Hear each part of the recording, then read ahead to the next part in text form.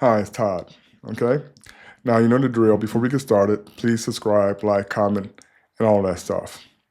So, like I always got my notes here because I old. Anyway, I got a question for you guys. What is the difference between delusion and someone being in denial? I mean, the results are pretty much the same. In one of the video clips, the woman from China is unbelievably delusional. In the next video clips makes me wonder if these women are delusional, in denial, or if they are just gaslighting. I mean, how can you tell the difference between the three? I mean, the results are pretty much the same, are going to be the same. The truth is, it really doesn't matter. These are not the type of women that you ever want to be involved with. If you get into a relationship with one of these types of women, then all you'll be doing is arguing all the time and fighting. It'd be like being on a roller coaster ride, where sometimes it's really good, then other times it's really bad, and it's never kind of like stable. And you're going to get to the point where the bad times outweigh the good, and that's when you got to get out. Plus, let me tell you, if you marry one of these types of women, when you come home from work, you'll never be able to relax. There's always going to be some type of problems, some type of headache. You can always be dealing with her issues and never your own. These types of women never change, and things never get any better. These types of women will keep trying to beat you down until you give in or tell you get a divorce. I cannot think of a situation or a scenario where things have truly changed. This is because after they get what they want, they always go back to doing their same old stuff. Like the saying goes, they never change, they just try to get better at their game. Most Chinese men will not get into a relationship with a woman over the age of 35.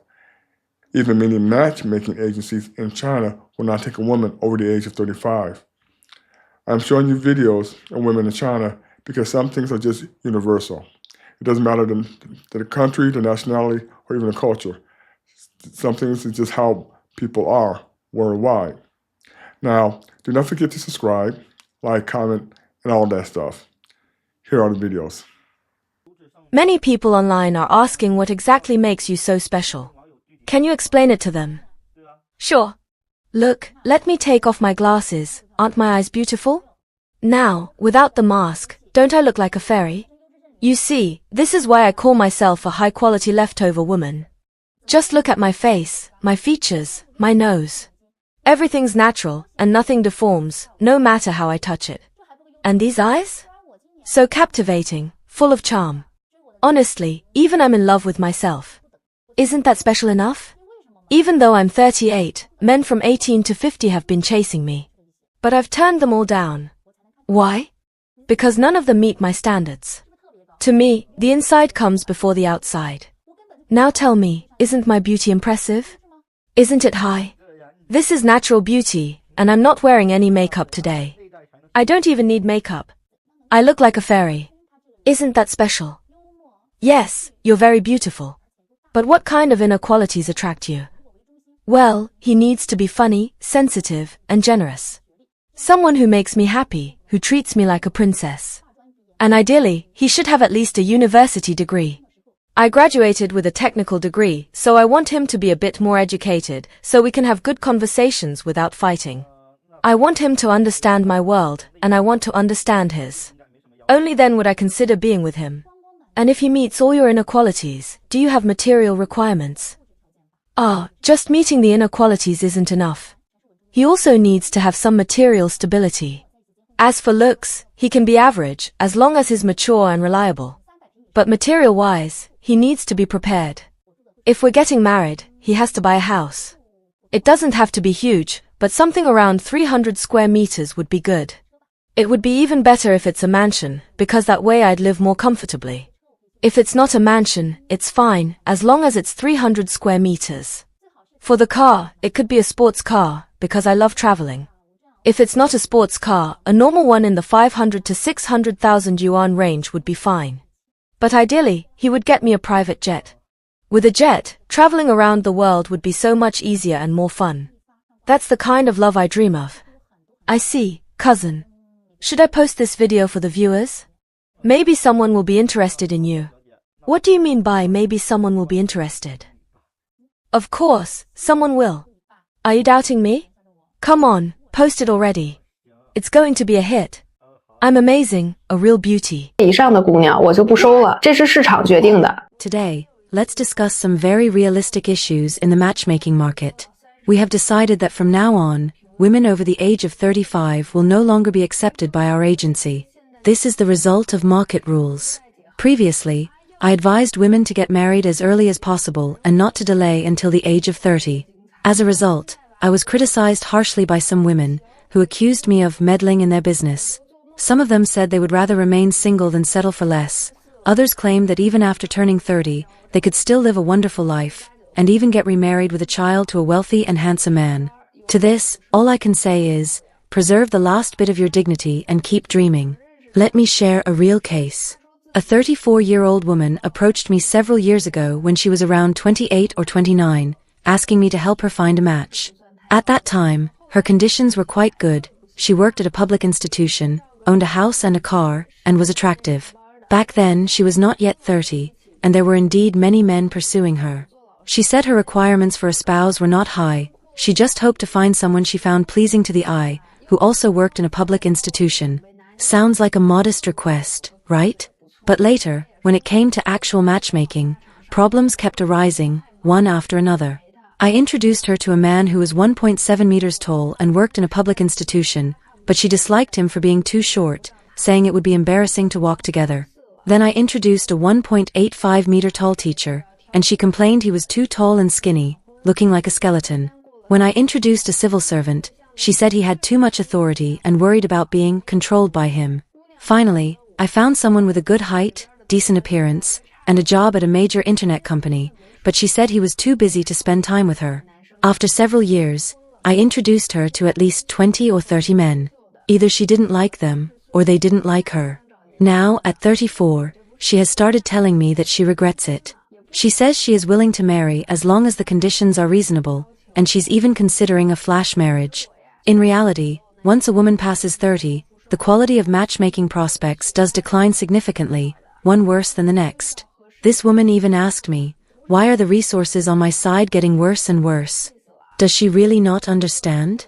Men of the same age and similar conditions as her are mostly already married. The few excellent men left tend to prefer younger women over someone past 30. She told me, it's not that I don't want to get married, but the older I get, the more unwilling I am to settle. I also don't want to compromise by choosing someone with poor conditions. On the surface, she claims she has no high standards, saying all she wants is someone with a good character. But in reality, she is still trying to pick up a bargain, longing for that one in a million wealthy and handsome man. Whenever she finally meets someone suitable and arranges to meet, she either has something else to do today or is unavailable tomorrow. After missing out, she is filled with regret. She even tried to contact some of the men she had rejected before, only to find they were already married with kids. She feels unwilling to accept this outcome, and I feel helpless too. I advised her to consider divorced men if there's no particularly suitable option, as some divorced men have good conditions. But she adamantly refused, angrily saying, I'm single, how could I marry a divorced man? Fine, then keep waiting. Recently, one of her cousins, who is 9 years younger, got married. This incident completely shattered her. She feels anxious, doesn't dare to return to her hometown, and thinks that being unable to marry makes her feel particularly inferior and ashamed. This isn't me creating anxiety, it's reality staring her in the face. Ladies, I just want to tell you one thing. Once a woman passes 30, you'll find that your choices become increasingly limited. Not only will your appearance and figure change significantly, but your fertility value will also decline accordingly. This is determined by market rules. Who doesn't want to buy fresh cabbage in the morning? Crisp and tender. But by evening, even at a discounted price, few are interested. Yes, you might be excellent and earn a lot, but this is the matchmaking market. What you need to compete with are not your economic value, but your fertility value and age value. These are your core competitive advantages in the matchmaking market. If you are slightly older, then show a bit of femininity and be gentle. Economically, you can help alleviate some of the man's financial pressures. But if you refuse to give anything and insist on maintaining an attitude of what's mine is mine, and what's yours is also mine, or even oppressing the man at home, unless someone loves you deeply, no one would want to stay with you. The most important thing for a woman is her age. Don't let your career or a focus on making money delay your marriage. A smart woman seizes the opportunity when she's young. If you delay for too long, you'll only be harming yourself in the end.